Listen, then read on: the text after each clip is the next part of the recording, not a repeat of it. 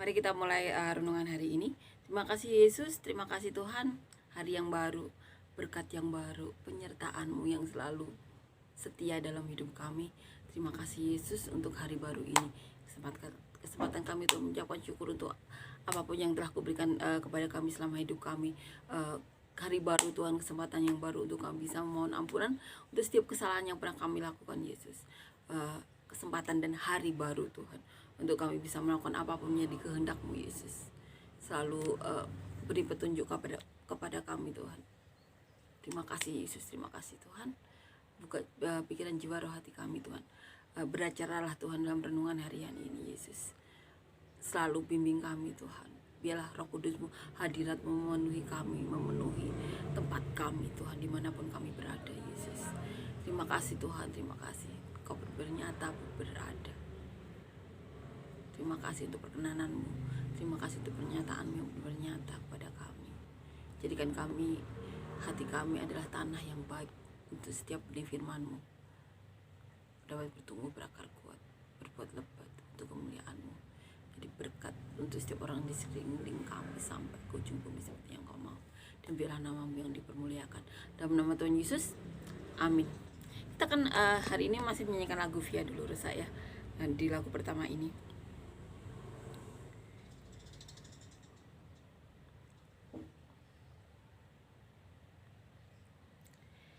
jalan Via Dolorosa saat di Yerusalem, seorang tak berdosa disalibkan, dicaci dan dihina, diteriakan kematiannya. Dia disiksa dan didera, dicambuk di tubuhnya, mahkota duri pada kepalanya,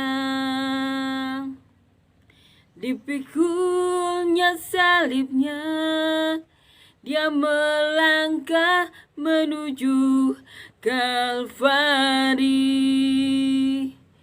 Jalan Via Dolorosa, jalan penderitaan. Yesus Kristus, domba Allah, disalib. Dia memilih disalib, bukti kasih pada kita. Karena kita, Dia serahkan dirinya di Kalvari.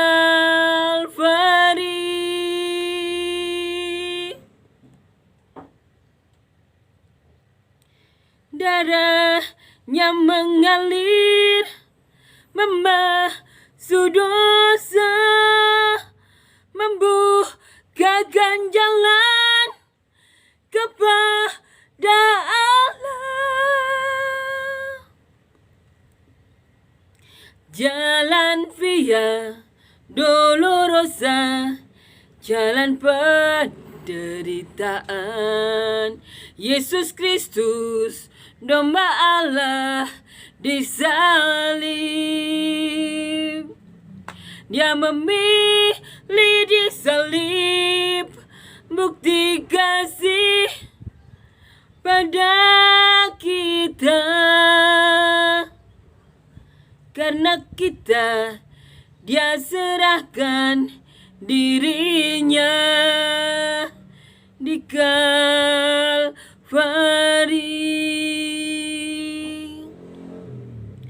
Dia disiksa dan didera, dicambuk di tubuhnya, mahkota duri pada kepalanya, dipikulnya salibnya, Dia melangkah menuju Kalvari. Jalan Via Dolorosa, dosa, jalan penderitaan. Yesus Kristus, domba Allah, disalib. Dia memilih disalib, bukti kasih pada kita. Karena kita, dia serahkan dirinya di Kalvari. Darahnya mengalir, membasuh dosa, membukakan jalan kepada Allah. Jalan Via Dolorosa, jalan penderitaan. Yesus Kristus, domba Allah, disalib. Dia memilih disalib, bukti kasih pada kita. Karena kita, dia serahkan dirinya di Kalvari. Amin. Amin. Kita akan ini ya, hari ini kita akan baca isi Alkitab. Yesus dikuburkan dan Yesus ini ya bangkit. Amin. Kita akan baca ya di Matius, ditulis oleh Matius, Markus, Lukas, dan Yohanes. Matius.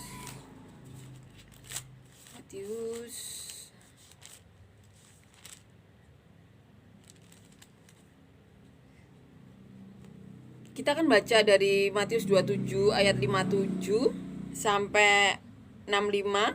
Yesus dikuburkan dan kubur Yesus dijaga. Kemudian kita akan baca pasal 28 ayat 1 sampai 14, kebangkitan Yesus dan dusta mahkamah agama. Kita akan baca ini ya, beberapa pasal ya, di Matius, Markus, Lukas, Yohanes. Yesus dikuburkan, Matius 27 ayat 57 sampai 66. Menjelang malam datanglah seorang kaya, orang Arimatea yang bernama Yusuf, dan yang telah menjadi murid Yesus juga. Ia pergi menghadap Pilatus dan meminta mayat Yesus.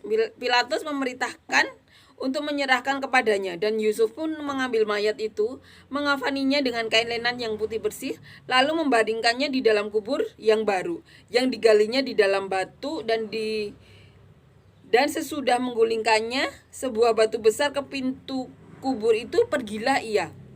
Tetapi Maria Magdalena dan Maria yang lain tinggal di situ, duduk di depan kubur itu. Jadi Yusuf Arimatea ini orang kaya, dia punya kubur yang sebenarnya kubur itu disiapkan untuk dirinya sendiri. Nah, kemudian dia datang pada malam hari ya, untuk menghadap Pilatus, karena dia kalau siang hari takut sama orang-orang Yahudi. Jadi dia datang pada malam hari.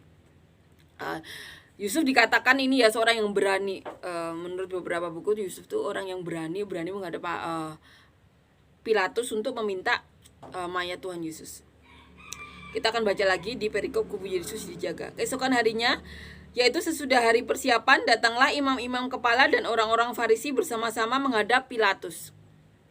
Dan mereka berkata, Tuhan, kami ingat bahwa si penyesat itu sewaktu hidupnya berkata, sesudah 3 hari aku akan bangkit. Karena itu perintahkanlah untuk menjaga kubur itu sampai hari yang ketiga. Jikalau tidak, murid-muridnya mungkin datang untuk mencuri dia, lalu mengatakannya kepada rakyat, ia telah bangkit. dari antara orang mati, sehingga penyesatan yang terakhir akan lebih buruk akibatnya daripada yang pertama. Kata Pilatus kepada mereka, ini penjaga-penjaga bagimu, pergi dan jagalah kubur itu sebaik-baiknya. Maka pergilah mereka dan dengan bantuan penjaga-penjaga itu mereka memeteraikan kubur itu dan menjaganya.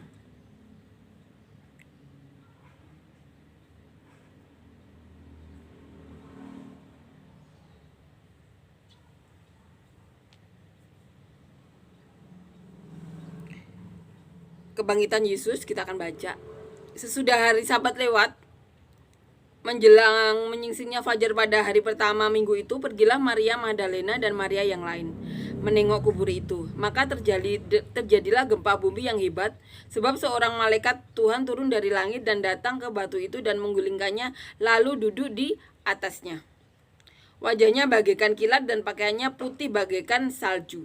Dan penjaga-penjaga itu gentar ketakutan dan menjadi seperti orang-orang mati. Akan tetapi malaikat itu berkata kepada perempuan-perempuan itu, janganlah kamu takut, sebab aku tahu kamu mencari Yesus yang disalibkan itu. Ia tidak ada di sini, sebab ia telah bangkit, sama seperti yang telah dikatakannya. Mari, lihatlah tempat ia berbaring. Dan segeralah pergi dan katakanlah kepada murid-muridnya bahwa ia telah bangkit dari antara orang mati. Ia mendahului kamu ke Galilea. Di sana kamu akan melihat dia. Sesungguhnya aku telah mengatakannya kepadamu. Mereka segera pergi dari kubur itu dengan takut dan dengan sukacita yang besar dan berlari dengan cepat-cepat untuk memberitahukannya kepada murid-murid Yesus. Tiba-tiba Yesus berjumpa dengan mereka lalu dan berkata, "Salam bagimu." Mereka mendekatinya, memeluk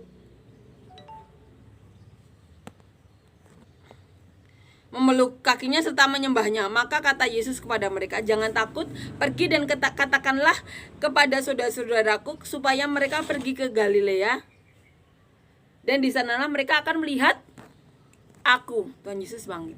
Amin. Dusta Mahkamah Agung. Ketika mereka di tengah jalan, datanglah beberapa orang dari penjaga itu ke kota dan memberitahukannya segala yang terjadi itu kepada imam-imam kepala.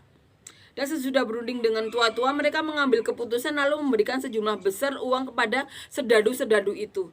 Dan berkata, kamu harus mengatakan bahwa murid-muridnya datang malam-malam dan mencurinya ketika kamu sedang tidur. Dan apabila hal ini kedengaran oleh wali negeri, kami akan berbicara dengan dia sehingga kamu tidak beroleh kesulitan apa-apa. Mereka menerima uang itu dan berbuat seperti yang dipesankan kepada mereka. Dan cerita ini tersiar di antara orang Yahudi sampai sekarang. Jadi waktu itu mereka melakukan pelanggaran lagi ya. Jadi waktu mereka datang ke kubur itu hari Sabat, mereka melakukan pelanggaran karena tidak melakukan sesuatu hal di hari Sabat. Dan kemudian mereka melakukan pelanggaran lagi. Mereka menyuap penjaga-penjaga itu dan penjaga-penjaga itu mau. Mereka berbohong karena dibayar dengan mengatakan bahwa murid Tuhan Yesus itu yang mencuri mayat Tuhan Yesus. Dan itu tersebar, berita itu tersebar di kalangan orang Yahudi. Dikatakan sampai saat itu tersebar beritanya seperti itu. Dikatakan di sini, dan cerita ini tersiar di antara orang Yahudi sampai sekarang. Saya juga pernah dengar dia orang yang beda agama juga diceritain seperti ini. Jadi mereka berkata murid Tuhan Yesus yang mengambil, atau sebenarnya yang disalib itu bukan Tuhan Yesus. Banyak cerita, tapi kita kan mempercayai Alkitab kita seperti kita mempercayai Tuhan berbicara benar-benar nyata kepada manusia. Tidak ada yang bisa disangkal lagi. Tuhan kita itu benar-benar nyata. Tuhan kita benar-benar masih berbicara kepada banyak orang dan disaksikan banyak orang juga. Jadi Tuhan Yesus kita itu sampai tidak bisa disangkal. Jadi kita mau percaya mana? Mau percaya cerita orang atau benar-benar percaya Alkitab kita sendiri? Tentu kita Alkitab kita kan, karena kita percaya Tuhan Yesus, dan ditambah bukti kalau Tuhan kita tuh senyata itu. Tuhan Yesus kita tuh benar-benar berbicara kepada banyak orang sampai hari ini. Sebegitu tidak bisa disangkalnya Tuhan Yesus kita itu. Jadi janganlah sampai iman kita itu benar-benar tergerus ya oleh segala rutinitas yang kita alami atau kesulitan-kesulitan yang kita alami ya sehari-hari ini. Coba kita renungkan isi Alkitab atau segala kisah yang diceritakan para rasul dan nabi atau raja-raja pada zaman Tuhan Yesus. Kita renungkan dan bayangkan kalau saat ini teman-teman juga mengalami Tuhan Yesus berbicara kepada teman-teman. Betapa itu tidak bisa disangka lagi kalau Tuhan itu benar-benar nyata. Jadi jangan biarkan berita sukacita ini berlalu begitu saja, karena Tuhan kita benar-benar senyata itu. Dan lebih krusialnya lagi, Tuhan Yesus berkata kalau naik ke surga itu jalannya cuma lewat Tuhan Yesus. Bayangkan kalau kita punya banyak teman atau banyak kenalan yang tidak percaya Tuhan Yesus, bagaimana yang akan mereka alami seperti itu. Karena Tuhan kita tuh benar-benar sampai tidak bisa disangkal, benar-benar berbicara kepada para pendetanya ataupun beberapa orang yang bukan pendeta ya. Itu Tuhan kita. Amin ya.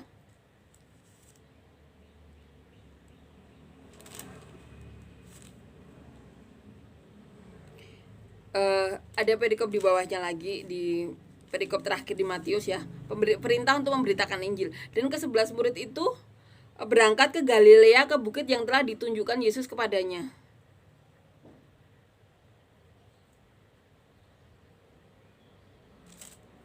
Oh ya, ini ya, kita akan baca sampai dusta Mahkamah Agung. Nanti kita akan baca lagi saat Tuhan Yesus naik ke surga. Itu nanti saat ini ya. Di lain kesempatan lagi. Nanti kita akan besok beberapa hari ini kita akan baca seputar kisah Yesus ditangkap. Kita akan merenungkan lagi saat Tuhan Yesus disalib, dan kita akan semakin menguatkan hati kita karena Tuhan Yesus itu kita itu benar-benar bangkit, benar-benar luar biasa. Tuhan Yesus kita tuh benar-benar bangkit dan menemui banyak orang, tidak 1-2 orang saja. Murid-murid Tuhan Yesus ditemui. Kita akan baca lagi ya di Markus, bagaimana Markus menulis. Nanti kita akan baca tentang kenaikan Tuhan Yesus itu di hari kenaikan Tuhan Yesus ya. Kita akan baca di Markus bagaimana Markus menulis tentang kematian dan kebangkitan Tuhan Yesus ya. Markus 15.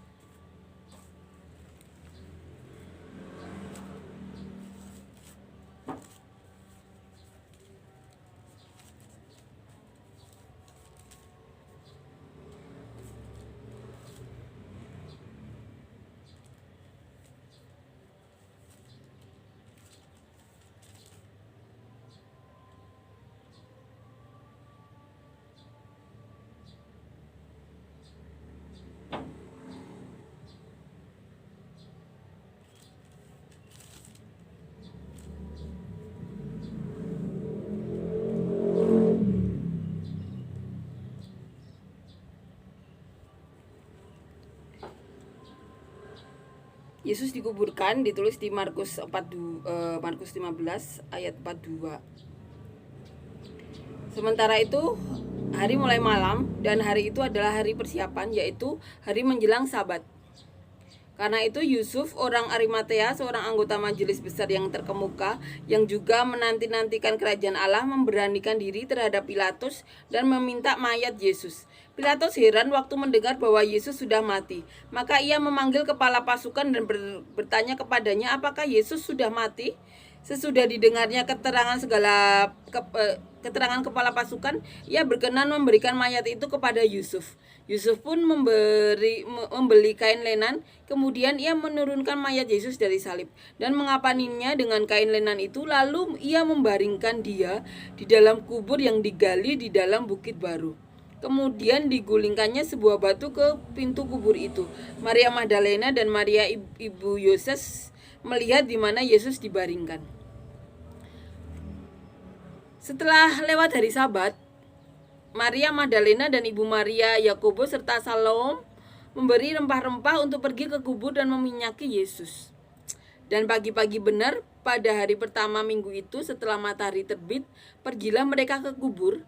Mereka berkata seorang kepada yang lain, siapa yang akan menggulingkan batu itu bagi kita dari pintu kubur? Tetapi ketika mereka melihat dari dekat, tampaklah batu yang memang sangat besar itu sudah terguling. Lalu mereka masuk ke dalam kubur dan mereka melihat seorang muda yang memakai jubah putih duduk di sebelah kanan. Mereka pun sangat terkejut. Tetapi orang muda itu berkata kepada mereka, "Jangan takut, kamu mencari Yesus orang Nazaret yang disalibkan itu. Ia telah bangkit, ia tidak ada di sini. Lihat, inilah tempat mereka membaringkan dia. Tetapi sekarang pergilah, katakanlah kepada murid-muridnya dan kepada Petrus, ia mendahului kamu ke Galilea. Di sana kamu akan melihat dia, seperti yang sudah dikatakannya kepada kamu." Lalu mereka keluar dan lari meninggalkan kubur itu, sebab gentar dan dahsyat menimpa mereka. Mereka tidak mengatakan apa-apa kepada siapapun juga karena takut. Dengan singkat mereka sampaikan semua pesan itu kepada Petrus dan teman-temannya. Sesudah itu Yesus sendiri dengan perantaraan murid-muridnya memberitakan dari timur ke barat berita yang kudus dan tak terbinasakan tentang keselamatan yang kekal itu. Ini ya cerita yang ditulis oleh Markus, kisah nyata yang dialami Tuhan Yesus. Tuhan Yesus kita bangkit. Kita akan baca di Lukas.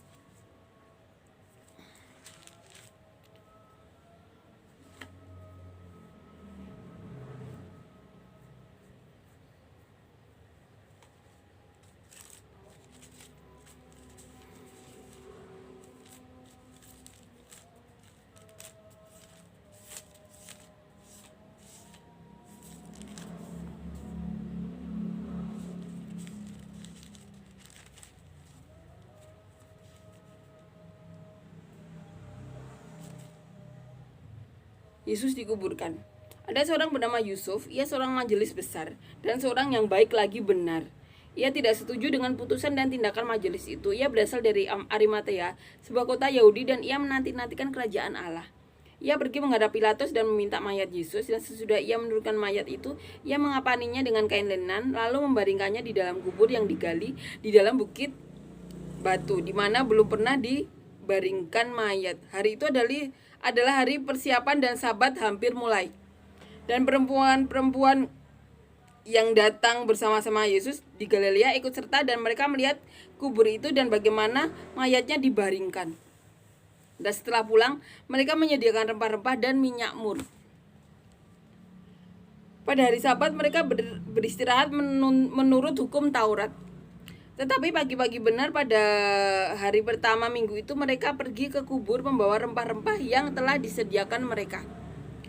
Mereka mendapati batu sudah terguling dari kubur itu, dan setelah masuk mereka tidak menemukan mayat Tuhan Yesus. Sementara mereka berdiri termangu-mangu karena hal itu. Tiba-tiba ada dua orang berdiri dekat mereka. Mereka memakai pakaian yang berkilau-kilauan. Mereka sangat ketakutan dan menundukkan kepala. Tetapi kedua orang itu berkata kepada mereka, "Mengapa kamu mencari dia yang hidup di antara orang mati? Ia tidak ada di sini, ia telah bangkit.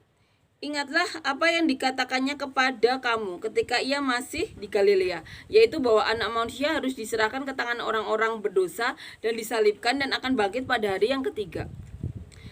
Maka teringatlah mereka akan perkataan Yesus itu.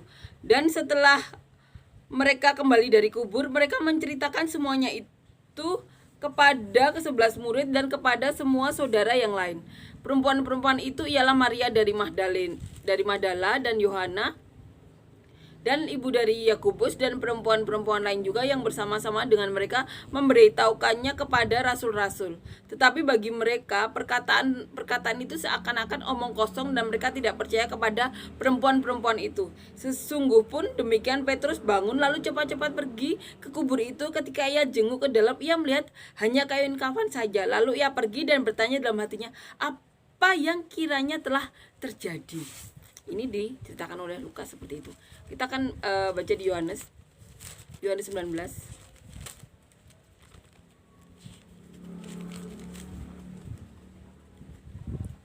Yesus dikuburkan.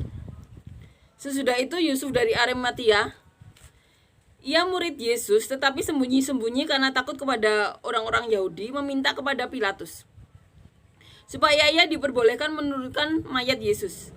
Dan Pilatus meluluskan permintaannya itu. Lalu datanglah ia dan menurunkan mayat itu. Juga Nikodemus datang ke situ. Dialah yang mula-mula datang waktu malam kepada Yesus. Ia membawa campuran minyak mur dengan minyak gaharu, kira-kira 50 kati beratnya. Mereka mengambil mayat Yesus, mengapaninya dengan kain lenan dan membubuhinya dengan rempah-rempah menurut adat orang Yahudi bila menguburkan mayat. Dekat tempat di mana Yesus disalibkan ada suatu taman, dan dalam taman itu ada suatu kubur baru yang di dalamnya belum pernah dimakamkan seseorang, karena hari itu hari persiapan orang Yahudi, sedang kubur itu tidak jauh letaknya, maka mereka meletakkan mayat Yesus ke situ. Pada hari pertama minggu itu, pagi-pagi benar ketika hari masih gelap, pergilah Maria Magdalena ke kubur itu, dan mereka melihat bahwa batu telah diambil dari kubur. Ia berlari-lari mendapatkan Simon Petrus dan murid yang lain yang dikasihi Yesus, dan berkata kepada mereka, "Tuhan telah diambil orang dari kuburnya, dan kami tidak tahu di mana ia diletakkan." Maka berangkatlah Petrus dan murid yang lain itu ke kubur. Keduanya berlari bersama-sama, tetapi murid yang lain itu berlari cepat lebih daripada Petrus, sehingga lebih dahulu sampai di kubur. Ia menjenguk ke dalam dan melihat kain kapan terletak di tanah. Akan tetapi ia tidak masuk ke dalam. Maka datanglah Simon Petrus juga menyusul dia dan masuk ke dalam kubur itu. Ia melihat kain kapan terletak di tanah, sedang kain puluh yang tadinya ada di kepala Yesus tidak terletak di dekat kain kapan itu, tetapi agak di samping di tempat yang lain dan sudah tergulung. Maka masuklah juga murid yang lain yang lebih dahulu sampai di kubur itu dan melihatnya dan percaya, sebab selama itu mereka belum mengerti isi kitab suci yang mengatakan bahwa ia harus bangkit dari antara orang mati. Lalu pulanglah kedua murid itu ke rumah. Ini yang diceritakan Yesus. Tetapi Maria berdiri di dekat kubur itu dan menangis. Sambil menangis, ia menjenguk ke dalam kubur itu.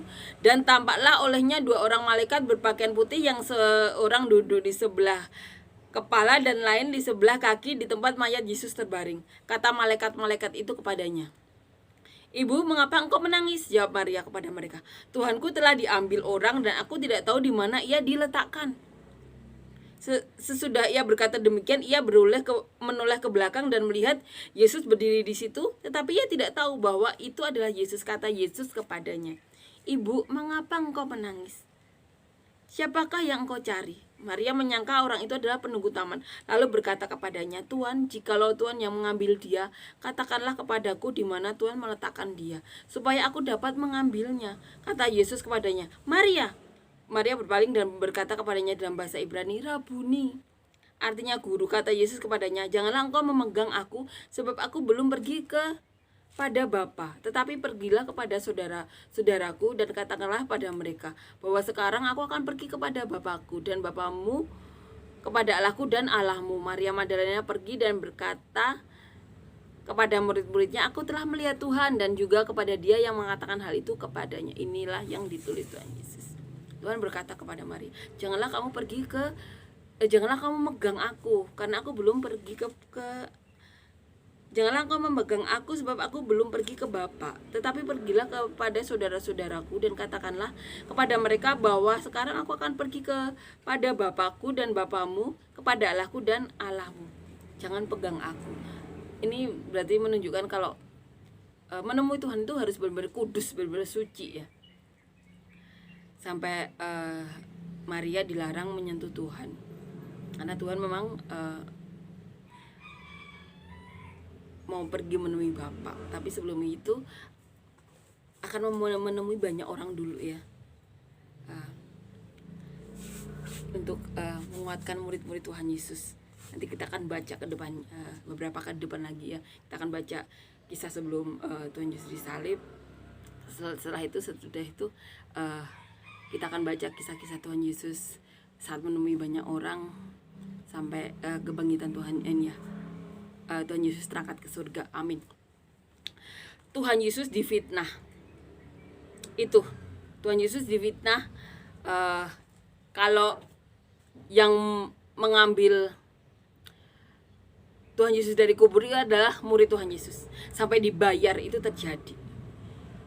Jadi fitnahan itu sudah dialami orang Kristen Tuhan Yesus sendiri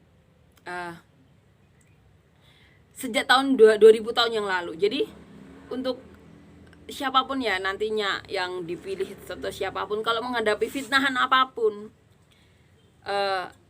kuatkan hati, bilang pada diri kita ya, siapapun orang yang dipilih nantinya, Tuhan itu memilih orang itu tidak asal-asalan. Kita harus menguatkan diri kita.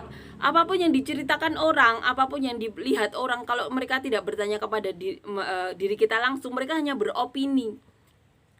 Dan itu tidak menunjukkan diri kita kayak gitu. Kita harus menguatkan iman kita sendiri, karena orang lain itu tidak bisa menjaga iman kita. Kita harus menguatkan diri. Orang lain itu biasanya apa? Orang lain itu biasanya malah melunturkan iman orang lain. Itu yang dialami orang-orang dunia. Mereka tidak saling mendukung ya, tidak saling mendukung untuk saling menguatkan iman. Makanya lebih baik masuk ke komunitas yang benar-benar mencintai Tuhan, atau orang-orang yang benar-benar mendukung. Untuk apa? Agar iman kita, kepercayaan kita itu tidak luntur. Karena kan kita tahu sendiri ya, kalau sedang menghadapi sesuatu, banyak orang Kristen yang saat tidak ada pilihan atau apa, mereka memilih dengan orang yang dari kepercayaan lain kayak gitu, atau orang yang berbeda keyakinan. Kalau kita mampu meyakinkan dia bahwa Tuhan kita tuh senyata itu loh. Kalau dia memang benar-benar mencintai Tuhan, kita puji Tuhan. Banyak juga orang yang benar-benar mengalami pernikahan yang luar biasa bahagia karena dari salah satu pihaknya bisa benar-benar menceritakan Tuhan Yesus, sehingga mereka pondasinya benar-benar kuat karena mereka benar-benar sudah mengalami Tuhan. Pasangannya yang dulu belum percaya menjadi percaya Tuhan Yesus. Jadi mereka benar-benar terberkati dengan pernikahan yang benar-benar dikuatkan Tuhan karena sama-sama mengalami Tuhan. Nah, tapi kan banyak yang terjadi yang kita lihat sendiri. Banyak orang Kristen yang bahkan meninggalkan Tuhan untuk alasan apapun, jabatan lah, atau pasangan beda agama. Padahal kita tahu sendiri, kita mengalami bahwa Tuhan itu berbicara kepada manusia. Benar-benar memberitahu 16 tahun yang lalu kalau Tuhan itu benar-benar peduli pada manusia. Jadi kalau saya bayangkan ya, fitnahan yang dialami Tuhan Yesus saat Tuhan Yesus bangkit itu kan benar-benar mereka tuh melakukannya tuh dengan sadar. Mereka tuh seperti tidak mempertimbangkan resiko yang dihadapi. Mereka tuh menceritakan sesuatu kebohongan mengenai seseorang yang bangkit, yang manusia itu mustahil lakukan. Tapi orang 2000 tahun yang lalu, penjaga-penjaga itu dan orang-orang Yahudi, orang-orang Farisi, orang-orang Yahudi, orang-orang Taurat yang benar-benar berseberangan dengan Tuhan Yesus saat itu benar-benar melakukannya. Dan akibat dari mereka itu akibatnya dialami orang-orang Yahudi yang tidak bersalah sampai sekarang kayak gitu.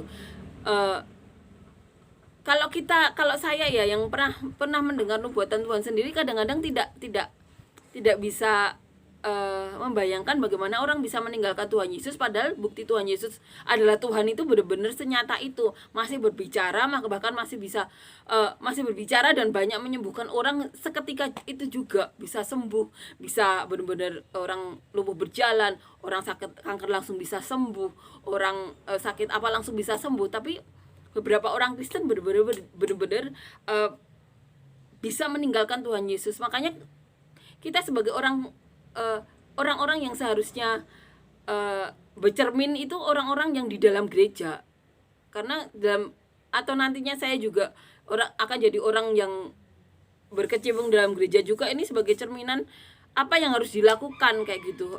Padahal mereka sudah percaya Tuhan Yesus. Orang yang percaya Tuhan Yesus saja dari lahir, tidak sedikit anak pendeta itu juga bisa meninggalkan Tuhan. Berarti kan ada sesuatu yang salah di kita sebagai orang Kristen kayak gitu. Apakah kita tidak bisa menguatkan mereka, ataukah karena ada sesuatu hal, kalau padahal tugas kita kan menyebarkan berita Tuhan Yesus itu telah mati, disalibkan dan bangkit. Tapi untuk orang-orang yang sudah percaya Tuhan Yesus saja dari kecil, ada yang beberapa sampai meninggalkan Tuhan Yesus karena banyak alasan ya, tapi ini menjadi pertanyaan bagi kita, bagaimana kita bisa memaksimalkan menceritakan Tuhan Yesus kepada orang yang tidak percaya Tuhan Yesus sama sekali. Kalau orang yang sudah percaya sama Tuhan Yesus saja bisa terlepas. Orang yang sudah mempercayai Tuhan Yesus Tuhan aja sampai bisa meninggalkan Tuhan Yesus, meninggalkan apa kepercayaan yang padahal kalau kita bayangkan sendiri itu Tuhan kita tuh berbicara loh. Mereka tahu kalau naik ke surga itu jalannya cuma Tuhan Yesus. Tapi orang itu juga bisa terlepas dari gereja. Kan itu seharusnya jadi renungan ya, renungan bagi kita orang Kristen atau orang gereja. Padahal tugas kita itu kan memberitakan berita ini loh. Tuhan Yesus itu Tuhan yang benar-benar mempunyai kasih karunia. Tuhan Yesus rela mati, dikuburkan dan bangkit, benar-benar bangkit dan benar-benar berbicara sampai sekarang. Karena Tuhan itu benar-benar Tuhan yang nyata. Tapi apakah kalau kita dikasih tugas dikasih tugas untuk mencari orang-orang yang tidak kenal Tuhan, apakah bisa semaksimal yang Tuhan mau kalau orang Kristen saja? Karena saya juga mengalami orang Kristen yang di dalam gereja aja disia-siakan oleh gereja dalam tanda kutip, tidak terurus dengan baik, tidak apa ya, kalau mereka tidak bisa berbicara dari hati ke hati sama pelayan Tuhan, sama pendeta, sama apa, itu kan berarti ada sesuatu yang salah di gereja. Ini bukan untuk menjelekkan tapi untuk membangun kayak gitu. Berarti ada sesuatu yang salah. Bagaimana kita bisa menceritakan hal-hal yang luar biasa yang seperti yang kita baca ini kepada orang-orang yang belum mengenal Tuhan Yesus, sedangkan orang-orang di dalam gereja aja dalam tanda kutip belum diurusi secara baik dan benar, sehingga banyak yang terlepas. Padahal kan mereka sudah diajari jalan ke surga itu cuma jalan Tuhan Yesus. Menyangkal Roh Kudus itu tidak ada ampunan. Tuhan Yesus mengatakan lebih baik tidak, dia akan berharap tidak pernah dilahirkan. Ya karena seperti Yudas ya, pastinya dia ke neraka kan. Setelah itu dia akan mengalami kepanasan yang tidak akan pernah berakhir. Itu yang Tuhan katakan. Sampai Tuhan berbilang dia akan berharap tidak pernah dilahirkan. Ini kan sebagai perenungan kita ya, sebagai perenungan kita. Karena saya juga mengalami orang yang di gereja tapi tidak apa ya, bisa merasakan ketidakmaksimalan gereja dalam mengurus jemaatnya. Bagaimana kita bisa menjangkau orang-orang yang belum mengenal Tuhan Yesus, padahal kita percayakan jalan Tuhan Yesus, jalan ke surga cuma Tuhan Yesus. Ini cuma bahan ini ya, bahan perenungan, karena saat ini saya belum berkecimpung dalam dunia gereja. Walaupun Tuhan menginginkan saya untuk berkecimpung, nantinya pasti seperti itu. Ini juga jadi bahan refleksi diri saya. Yang saya alami itu akan jadi pelajaran bagi saya. Bagaimana nanti memperlakukan orang-orang yang Tuhan titipkan dalam hidup kita, di dalam gereja yang kita diizinkan untuk berpelayanan di situ. Bagaimana kita bisa mengurusi orang yang belum percaya Tuhan Yesus? Kalau orang-orang dalam gereja saja itu disia-siakan kayak gitu. Dalam tanda kutip disia-siakan ya, tidak terurus dengan baik sampai bisa meninggalkan gereja. Itu kan berarti ada sesuatu yang salah. Emang hubungan manusia antar manusia itu kadang-kadang ini ya memang bisa rumit ya, karena beda sifat, beda ini ya. Tapi kan itu jadi pertanyaan saja, bukan menyalahkan, jadi pertanyaan saja. Puji Tuhan banyak yang masuk juga ke Kristen karena bisa merasakan orang-orang yang benar-benar menerima mereka apa adanya tanpa ada penghakiman, tanpa apapun. Jadi mereka benar-benar nyaman berada di antara orang Kristen. Tapi banyak juga yang benar-benar meninggalkan gereja karena merasa terhakimi atau perlakuan mereka tuh benar-benar tidak sesuai yang Tuhan Yesus ajarkan. Ini saya tidak menyalahkan ya, tapi bahan perenungan kita aja sih sebagai sesama orang Kristen. Apa yang salah sebenarnya? Bagaimana kita bisa menceritakan ke orang lain yang sama sekali belum percaya Tuhan Yesus, sedangkan orang-orang dalam gereja aja dalam tanda kutip tidak terurus dengan baik. Seperti itu sih ya. Jadi padahal tugas kita kan menceritakan ke semua orang. Ini untuk bahan refleksi juga sih, untuk bahan refleksi kita gitu. Berarti ada sesuatu yang miss atau sesuatu yang belum terkait ya, kok bisa kayak gitu. Nah ini sebagai perenungan aja, padahal kisah Tuhan Yesus yang kita baca ini kan benar-benar luar biasa ya, benar-benar kalau kita bayangkan Tuhan Yesus tuh benar-benar Tuhan yang senyata itu, benar-benar disalib, banyak saksi, dikuburkan, bangkit, menemui banyak orang, itu benar-benar banyak saksi saat itu, dan luar biasanya masih berbicara kepada banyak orang, dan itu saya alami. Tuhan Yesus berbicara kepada saya melalui 3 pendeta besar, tiga-tiganya dari beda negara. Ini benar-benar luar biasa. Kisah yang kita baca tadi benar-benar menguatkan kita ya, juga sebagai bahan refleksi juga.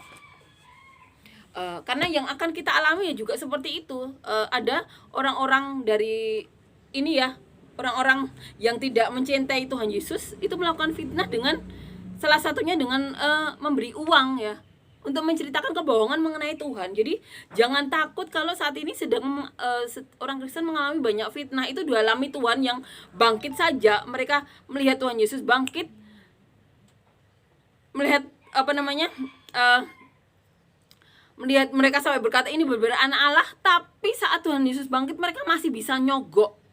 Kan tidak ada rasa takut sama sekali. Itu yang mereka hadapi, itu seseorang yang disalibkan dan benar-benar bangkit. Saat Tuhan Yesus meninggal di atas kayu salib, mereka benar-benar mengatakan ini benar-benar anak Allah. Tapi saat Tuhan Yesus bangkit, mereka malah mencogok orang. Ini yang akan dihadapi orang-orang Kristen. Orang-orang seperti ini masih saat itu sudah ada kan, sudah banyak kan, sampai ceritanya bisa diputar balik. Apalagi zaman sekarang, 2000 tahun yang lalu itu yang orang-orangnya belum komplek, apalagi zaman sekarang cerita orang itu bisa dibolak-balik. Jadi siapapun nantinya yang dipilih orang ya, dipilih Tuhan Yesus untuk menjadi kepanjangan tangan Tuhan Yesus. Jadi jangan kaget kalau banyak fitnah dialami. Fitnah-fitnahan itu banyak dialami orang-orang yang dipilih Tuhan. Bahkan Tuhan Yesus pun saat bangkit benar-benar terbukti, mereka bilang sendiri saat Tuhan Yesus mati di atas kubur, di atas salib, mereka berkata ini benar-benar anak Allah. Sesudah Tuhan Yesus bangkit, mereka malah membuat berita bohong dengan membayar orang. Itu fitnahan yang Tuhan Yesus alami. Jadi jangan kaget kalau saat ini mengalami banyak fitnahan. Siapapun yang dipilih Tuhan itu yang dialami. Jadi banyak ini banyak saksi mengenai kebangkitan Tuhan Yesus. Luar biasa ya Tuhan Yesus. Itu kisah ya mengenai Tuhan Yesus. Banyak saksi ya yang yang menyaksikan bagaimana Tuhan Yesus bangkit. Kubur kosong disaksikan oleh Maria Magdalena, itu tertulis di Yohanes 20 ayat 1. Maria istri Klopas di Matius 28 ayat 1. Salo, Markus ditulis Markus, Yohana istri Kusa ditulis di Lukas, Petrus dan Yohanes ditulis di Yohanes dan Lukas, pasal 20 dan 24. Benar-benar luar biasa, banyak saksi yang benar-benar menceritakan kebangkitan Tuhan Yesus. Amin ya. Ini kisah mengenai kebangkitan Tuhan Yesus. Jadi mari saling menguatkan. Mari sama-sama kita membangkitkan iman kita. Untuk bisa saling menguatkan. Akan banyak cerita kebohongan atau fitnah-fitnah yang dialami orang Kristen. Apalagi orang yang dipilih Tuhan. Jadi jangan jangan khawatir, jangan takut. Kita tuh hanya orang yang ditugasi Tuhan, diutus Tuhan. Tuhan yang akan buat jalan, Tuhan yang akan berikan hikmat marifat. Kita ini hanya manusia yang cuma mau nggak dipakai sama Tuhan, dan kita kan harusnya mau kan, karena tugas kita di dunia ya itu melakukan apapun menjadi tugas Tuhan, tugas yang diberikan Tuhan kepada kita. Jadi kan manusia itu cuma mau atau enggak. Kalau kita nggak mau lah, kita mau nemuin siapa?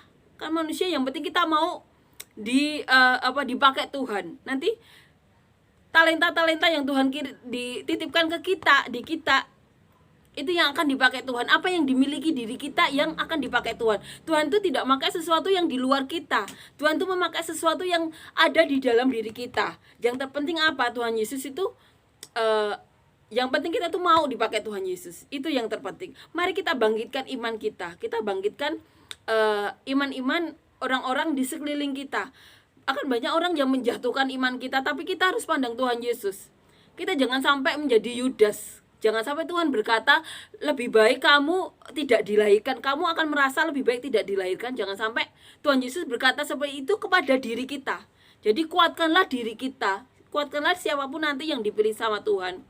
Kuatkanlah diri kalian.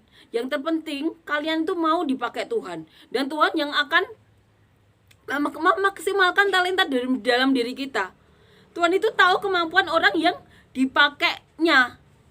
Batasnya seberapa itu Tuhan tahu semuanya. Tuhan akan kirimkan orang-orang yang mendukung talenta kita.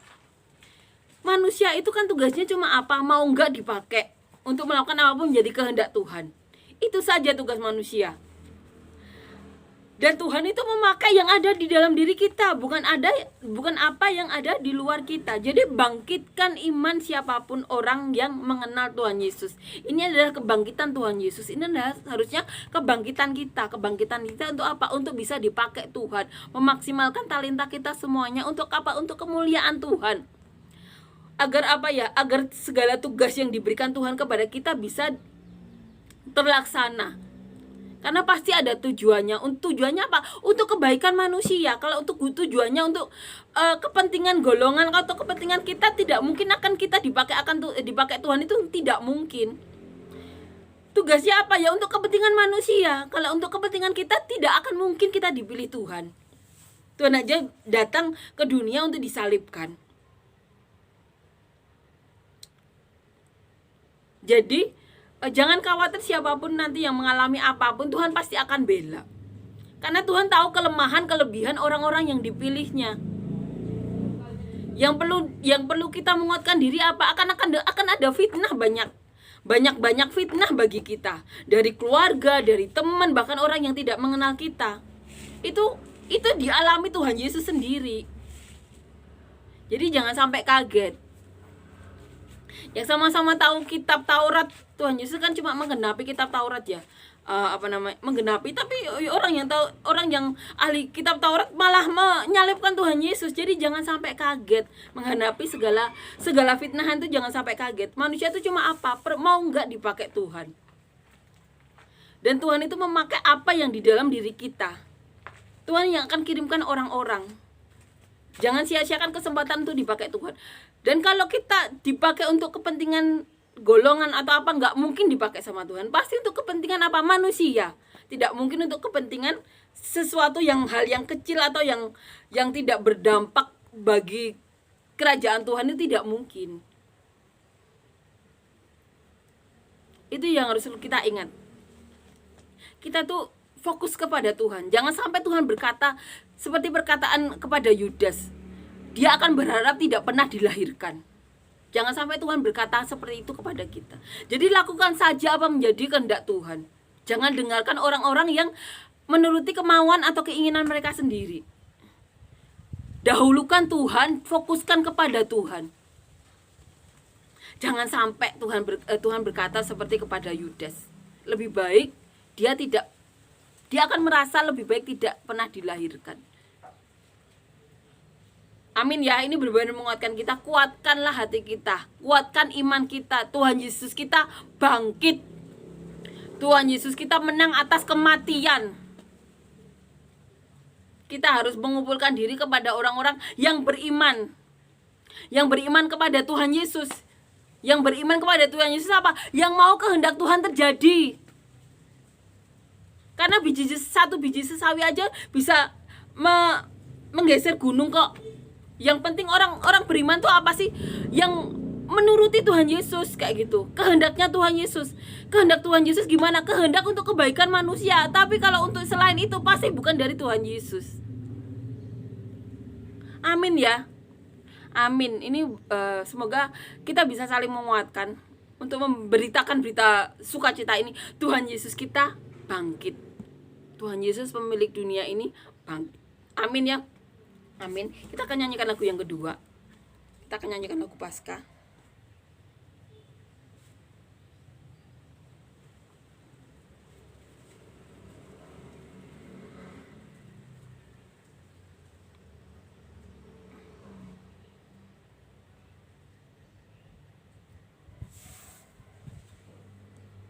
coba ya kita ini.